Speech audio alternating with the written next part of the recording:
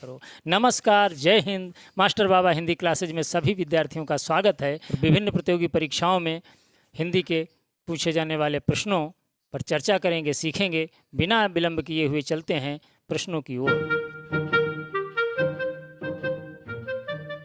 आइए आज की क्लास देखते हैं।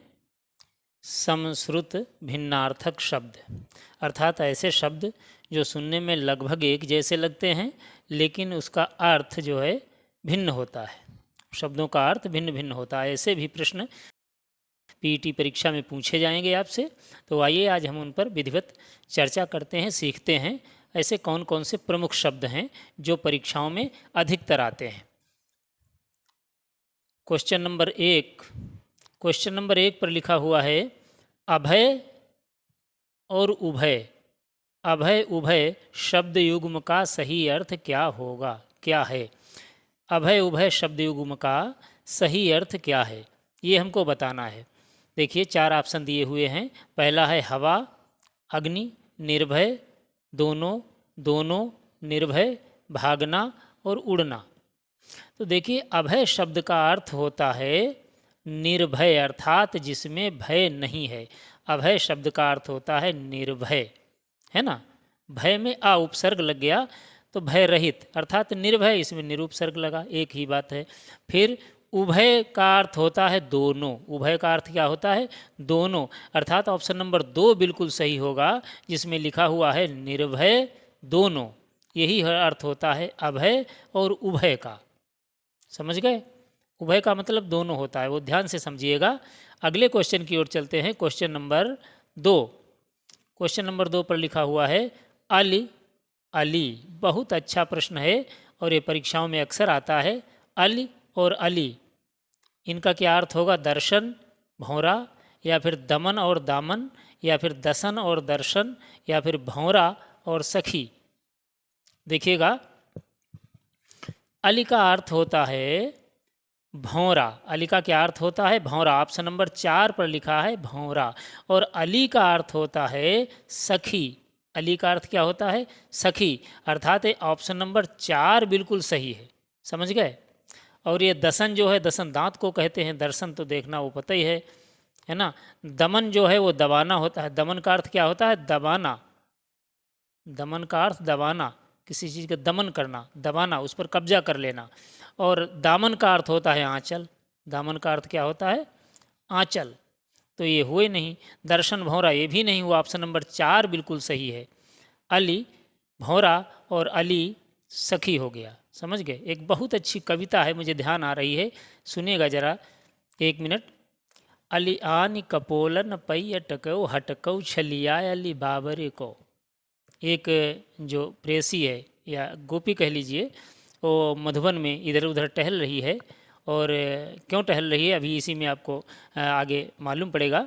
तो वो कह रही है अलियान कपोलन पै अटको हटको छलिया अली बाबरे को। अली अर्थात भंवरे को हमारे गालों पर आकर के बैठ गया है इस बाबरे पागल, इसको भंवरे को हटकिए अर्थात मना करिए। सखियान कपोलन पै अटक्यो हटको छलिया अली बाबरे को चलियाए चकोर चकाए कितय भय आंधरे यहाँ पे सुधाधरे को।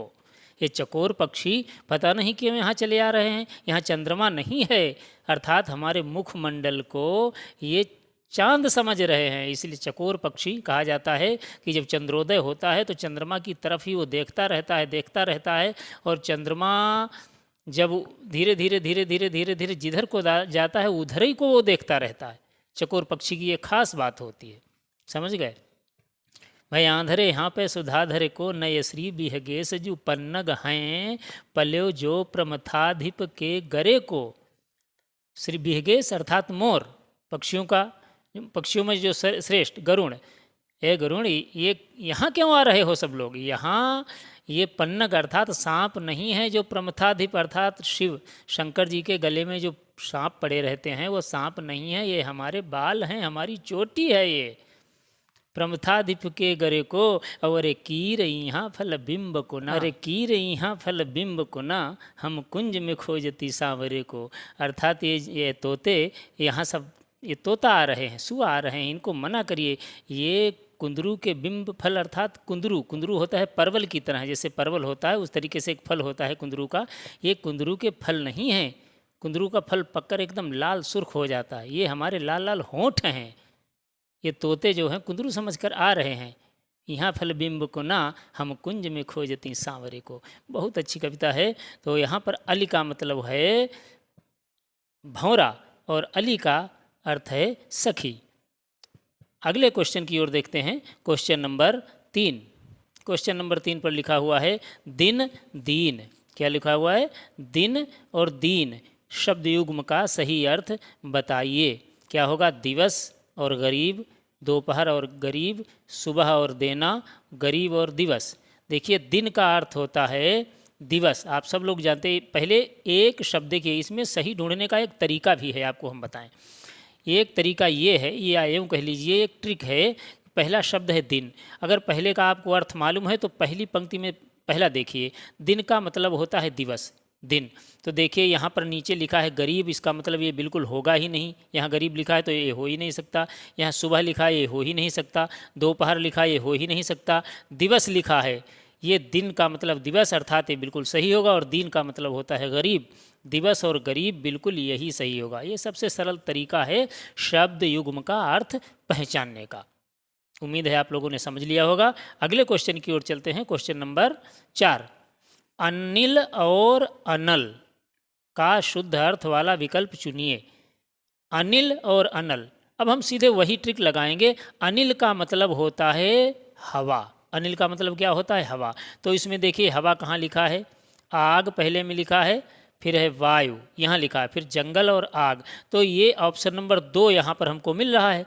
अब हम इधर से भी, ऐसा भी हो सकता है कि आपके इस पहले वाली पंक्ति में 2 जगह ऐसे ऑप्शन मिल जाएं जहाँ वायु मिल जाए, कहीं पर वायु लिखा हो, कहीं पर पवन लिखा हो, ऐसा भी हो सकता है। उसका भी विकल्प है। अब हम अगले शब्द अनल को देखते हैं। अनल का अर्थ होता है आग। आग इसमें कहाँ कहाँ लिखा है? यहाँ जंगल है, यहाँ वायु है, यहाँ हवा है, यहाँ पर आग लिखा है। इसका मतलब ऑप्शन नंबर 2 बिल्कुल सही होगा, वायु और आग। इस तरीके से आप इसको ढूंढेंगे, सही करेंगे तो आपका आंसर बिल्कुल सही होगा। अगले क्वेश्चन की ओर चलते हैं। Question number 5। 5 पर लिखा हुआ है अम्बुज अम्बुद का सही अर्थ वाला विकल्प बताइए। अब ये जो 2 शब्द दिए हैं, इनमें से किसी एक का तो अर्थ आपको निश्चित मालूम ही होना चाहिए, तभी काम चलेगा, है ना। अब दोनों ऐसे शब्द हैं जिनका अर्थ ही आपको बिल्कुल नहीं पता है। आपके पास शब्द भंडार होना चाहिए, और वो तभी होगा आप जितना ज़्यादा पढ़ेंगे, जितना ज़्यादा अध्ययन करेंगे हिंदी में, उतना ही शब्द भंडार आपके पास समृद्ध होगा। तो देखिएगा, अम्बुज, अम्बुज का अर्थ हो, अम्बु कहते हैं पानी को। अम्बु किसे कहते हैं? पानी को। अम्बु पानी को कहते हैं। और जा इसमें जुड़ गया, इसमें जा जुड़ गया अर्थात पानी में जन्म लेने वाला कमल। अम्बुज ये जो है योगरूढ़ शब्द हो गया। पानी में तो बहुत कुछ जन्म लेता है ना। जोंक भी हैं, मेढक भी हैं, सांप भी हैं, बहुत कुछ है, लेकिन कमल को ही अम्बुज कहा जाता है। ये अलग मान्यता बन गई है, लेकिन अब आपको यही मान्यता माननी है। तो अम्बुज का अर्थ है कमल। तो इसमें कमल वाला छांटिए। देखिए यहाँ कमल नहीं है पहले में, और ऑप्शन नंबर 2 में पहली जगह पर कमल नहीं है, 3 में कमल है, 4 में भी कमल नहीं है। इसका मतलब यही होगा, अम्बुद कहते बादल को। ऑप्शन नंबर 3 बिल्कुल सही होगा, इसमें नो डाउट। समझ गए? अगले क्वेश्चन की ओर चल रहे हैं। Question number 6। बहुत सरल तरीका है शब्द युग्म पहचानने का, उनके अर्थ पहचानने का। ये क्वेश्चन नंबर 6 में लिखा है तरणी और तरणी। बहुत अच्छा प्रश्न है, ध्यान से समझिएगा, ये प्रश्न अक्सर आता है। तरण और तरणी का शुद्ध अर्थ क्या है? तरणी कहते हैं सूरज को। किसे कहते हैं? सूरज को।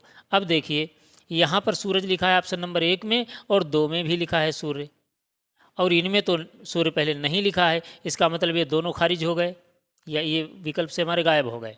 अब 2 में ही हमें ढूंढना है सही कौन सा है। तरणी से अब निर्णय होगा। तरणी कहते नाव को, यहाँ पर युवती लिखा है, इसका मतलब ये भी नहीं होगा। ऑप्शन नंबर 2 में नाव लिखा है, ऑप्शन नंबर 2 बिल्कुल सही होगा।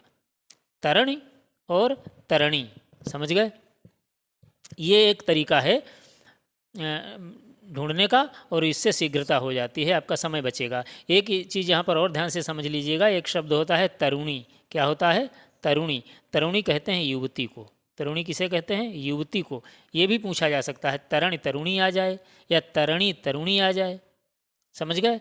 तो ध्यान रखिएगा, तरणी, तरणी, तरुणी। तरुणी कहते हैं युवती, स्त्री को। समझ गए? अगले क्वेश्चन की ओर चल रहे हैं। क्वेश्चन नंबर 7, अजर और अजीर शब्द युग्म का सही अर्थ है क्या है? बहुत अच्छा प्रश्न है। अजर और अजीर ध्यान से समझिएगा। जर किसे कहते हैं? बूढ़ा होने को जर कहते हैं। ये जर, ये देखिए हिंदी में जर ये है और उर्दू में ऐसे फारसी में लिखा जाता है जर, इसमें नीचे बिंदु लगेगा, आगत हो जाएगा ये जर। ये जर और ये जर, इसका अलग अर्थ है। खुदा ने हुस्न नादानों को बख्शा, जर वकीलों को, अक्लमंदों को उन्होंने खुश्क और हलवा रजीलों को। ये जर का मतलब होता है जायदाद, संपत्ति, दौलत। जर का मतलब क्या होता है? धन, दौलत। और ये जर का मतलब होता है अवस्था, बूढ़ी, बुढ़ापा की अवस्था, वृद्धावस्था, जर। और इसमें आ लग गया, इसमें लग गया, इसका मतलब अजर अर्थात जो बूढ़ा न हो, जो कभी बूढ़ा न हो, उसे कहा जाता है अजर। देखिए पहले स्थान पर कहीं पर भी इसमें लिखा है ऐसा, ये लिखा है ऑप्शन नंबर 3 पर, जो बूढ़ा न हो, है ना? जो बूढ़ा न हो वो होता है अजर, और जो कभी न मरे वो होता है अमर। लेकिन यहाँ पर हमें अजर की बात करनी है, तो ऑप्शन नंबर 3 में लिखा है, और अजीर का अर्थ होता है आंगन। ये भी मिल गया और हमारा ऑप्शन 3 बिल्कुल सही हो जाएगा। अजीर का अर्थ होता है आंगन या प्रांगण, है ना?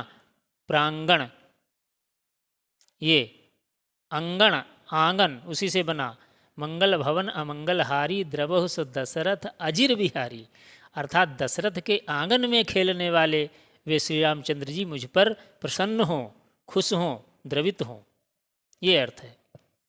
तो ऑप्शन नंबर 3 बिल्कुल सही होगा। अगले क्वेश्चन की ओर चल रहे हैं। क्वेश्चन नंबर 8, इति और ईत। बहुत अच्छा प्रश्न है भैया, ध्यान से समझिएगा। ये इति और ईत, इति का अर्थ होता है समाप्ति, है ना? श्री गणेश इति श्री, श्री गणेश का विलोम क्या होता है? इति श्री। श्री गणेश का अर्थ है शुरुआत करना, प्रारंभ, और इति श्री समाप्त करना।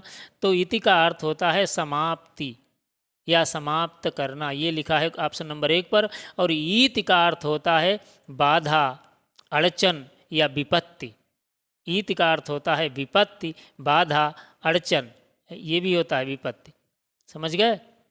तो ये हमारा ऑप्शन नंबर 1 बिल्कुल सही होगा, बाकी ये सभी गलत है। समझ गए? अगले क्वेश्चन की ओर चलते हैं। अगला क्वेश्चन है क्वेश्चन नंबर 9। क्वेश्चन नंबर 9 में क्या लिखा हुआ है? उपल और उत्पल शब्द युग्म का अर्थ बताइए। काफ़ी पूछा जाने वाला है प्रश्न है, बहुत बहुत आवश्यक समझना इसको है। उपल और उत्पल, कमल होगा, पानी होगा, पत्थर और पानी होगा, या पत्थर और कमल होगा, या पत्थर और फूल होगा, क्या होगा? देखिए उपल जो होता है, उपल का अर्थ होता है पत्थर। कहीं पर है पत्थर इसमें? ऑप्शन नंबर 2 पर भी है और ऑप्शन नंबर 3 पर भी है। यहाँ निर्णय नहीं हो पाया, ऑप्शन नंबर 4 पर भी है।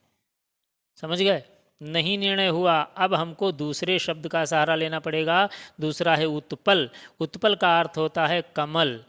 कमल जो होता है, कमल, कमल, सरोज, अंबुज, है ना, अरविंद, ये सब कमल के पर्याय हैं, और उत्पल भी कमल का पर्याय है। तो इसमें ऑप्शन नंबर 3 में लिखा है कमल, ये लिखा है कमल, है ना?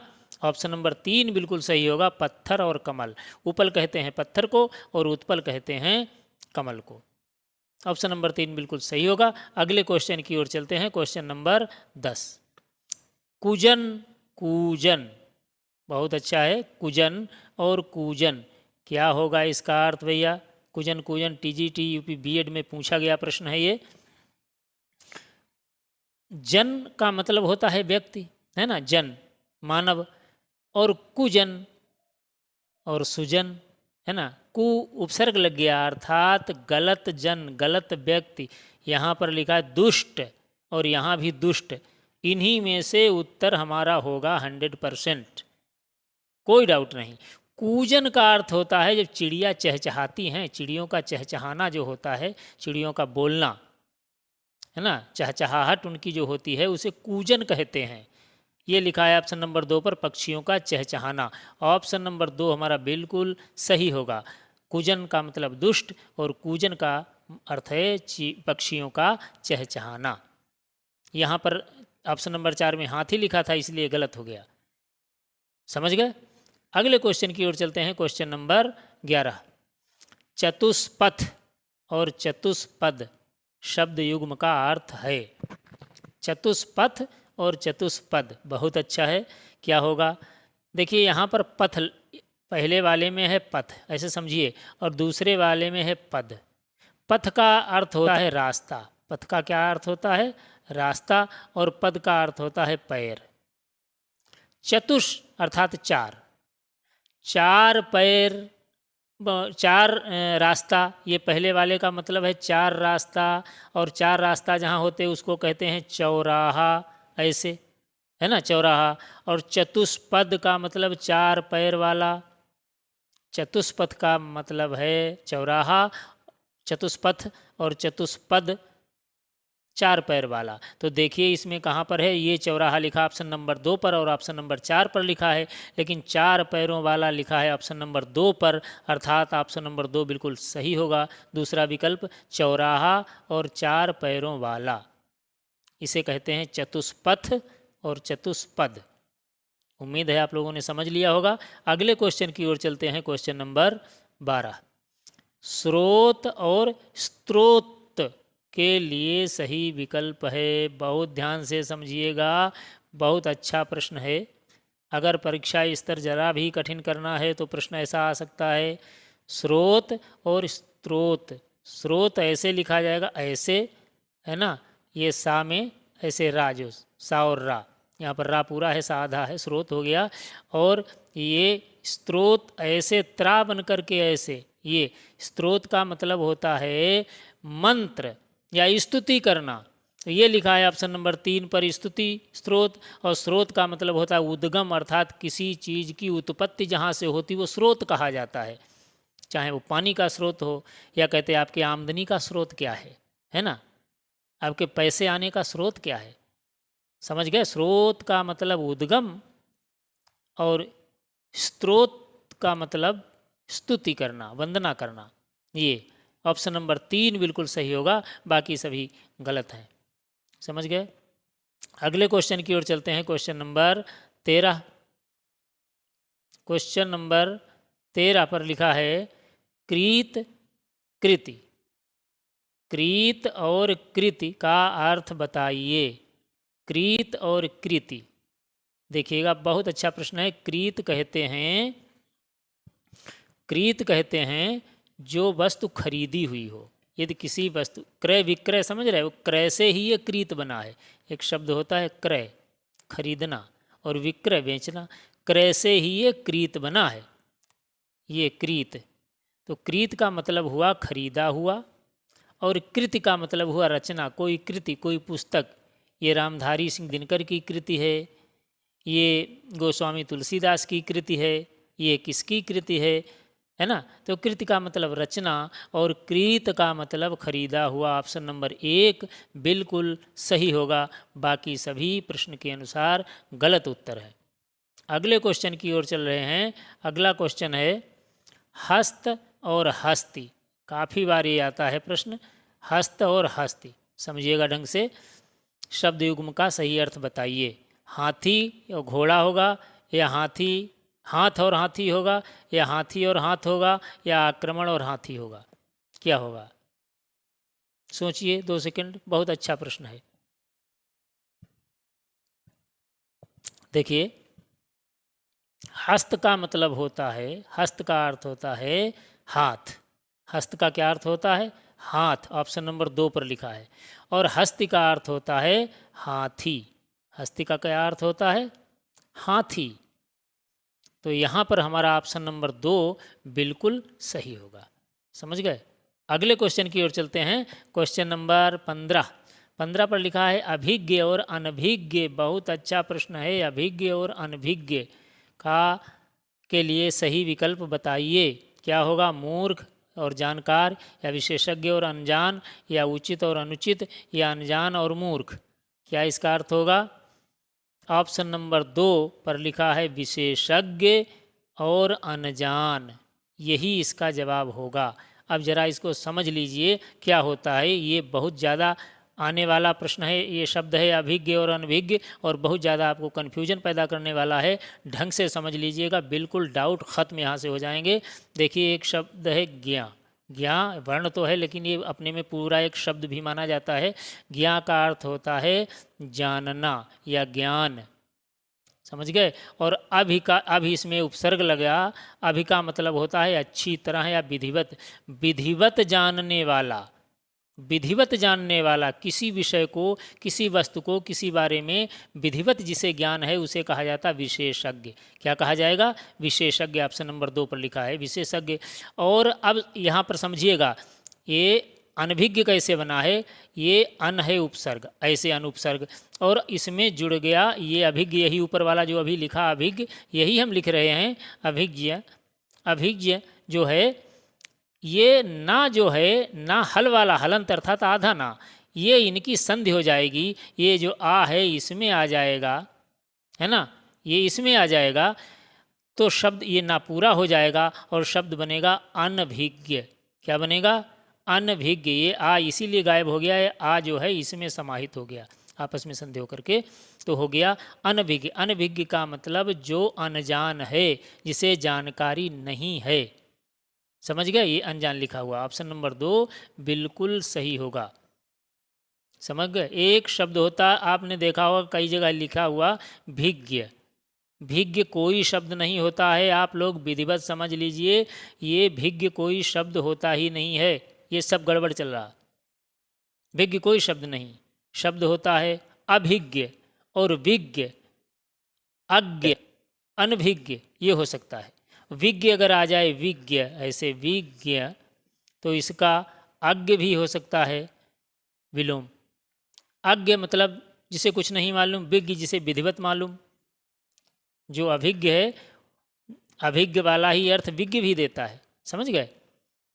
उम्मीद है आप लोगों ने समझ लिया होगा। अगले क्वेश्चन की ओर चलते हैं। क्वेश्चन नंबर 16 पर लिखा हुआ है अपमान और उपमान का अर्थ क्या है? अपमान और उपमान, अच्छा प्रश्न है, ध्यान से समझिएगा। क्या होगा? अपमान का मतलब होता है निरादर। अपमान का क्या अर्थ होता है? निरादर। ऑप्शन नंबर 2 पर लिखा है निरादर। और उपमान, या 3 पर भी निरादर लिखा है, दो जगह है। इसका मतलब ये दूसरा ऑप्शन कैंसिल हो गया और चौथा ऑप्शन कैंसिल हो गया। अब पहला और जो तीसरा है, इसी में उत्तर छिपा हुआ है। उपमान है दूसरा शब्द, उपमान। उपमान का अर्थ क्या होता है? इसमें लिखा है उत्तम और इसमें लिखा है जिससे तुलना की जाए। बस ऑप्शन नंबर 3 यही सही होगा। जिससे तुलना की जाए उसे कहते हैं उपमान। एक उपमा अलंकार होता है, उसमें उपमेय और उपमान 2 शब्द होते हैं।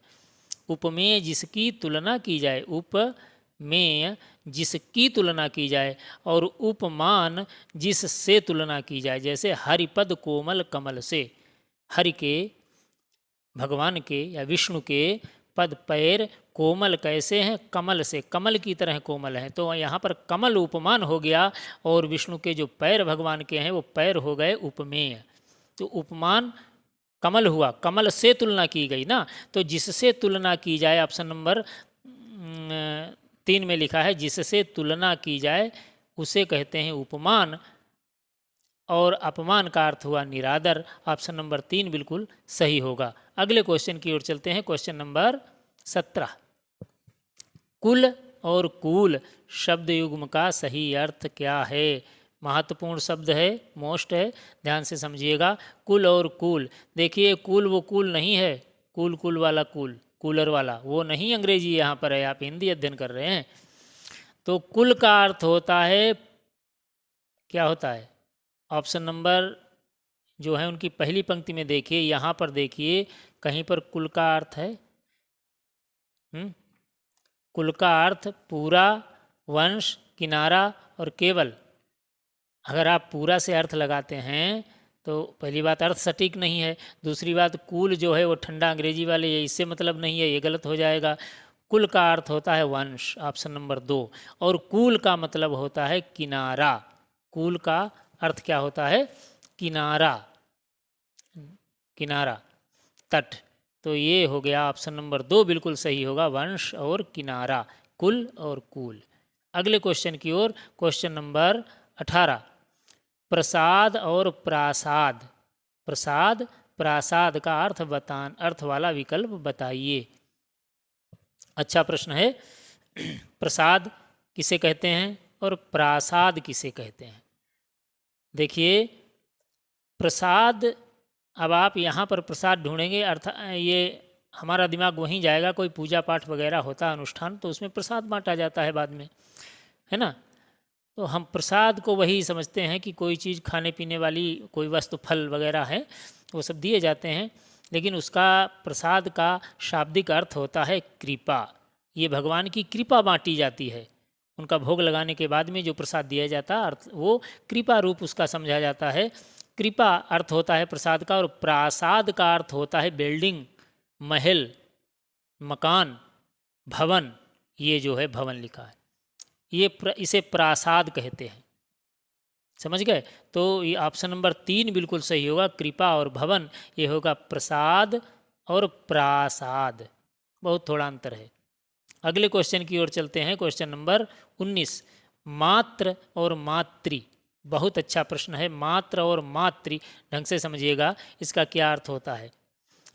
मात्र अगर आप समझ का अर्थ जानते हैं तो पहली पंक्ति में ढूंढ लीजिए इसमें, और अगर मातृ का आप अर्थ जानते हैं तो दूसरी पंक्ति में नीचे को ढूंढ लीजिए।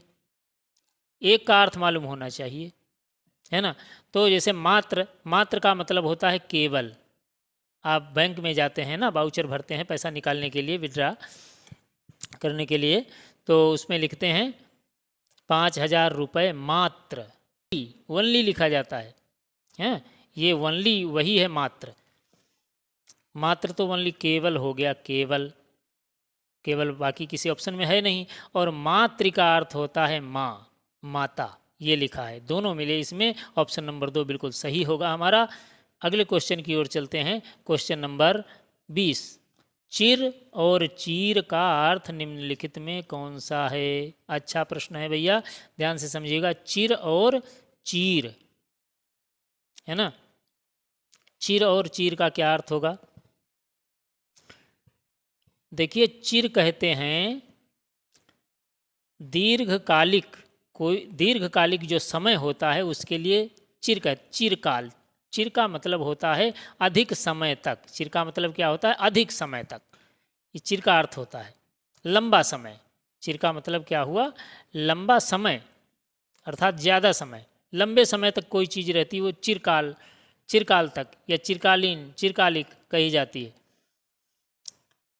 तो यहाँ पर लिखा है दीर्घकालीन, ऑप्शन नंबर 3 देखिएगा, लिखा है दीर्घकालीन। और चीर का अर्थ होता है वस्त्र। चीर का अर्थ क्या? वस्त्र, दुकूल, पट, अंबर, ये सब वस्त्र हैं के पर्याय हैं। चीर, पट, वस्त्र, अंबर, दुकूल, चैल, एक इसका नाम होता है चैल। चैल का अर्थ भी होता है वस्त्र, समझ गए, कपड़ा। तो ये ऑप्शन नंबर 3 हमारा बिल्कुल सही होगा। दीर्घकालीन और वस्त्र, यही अर्थ होता है चिर और चीर का। उम्मीद है आप लोगों ने ढंग से समझ लिया होगा। तो इस तरीके से आप के प्रश्न पत्र में जब आएंगे समश्रुत भिन्नार्थक शब्द, तो उनको आप विधिवत हल कर लेंगे। बस आज की श्रृंखला में इतना ही, फिर मिलेंगे अगली क्लास में। जय हिंद।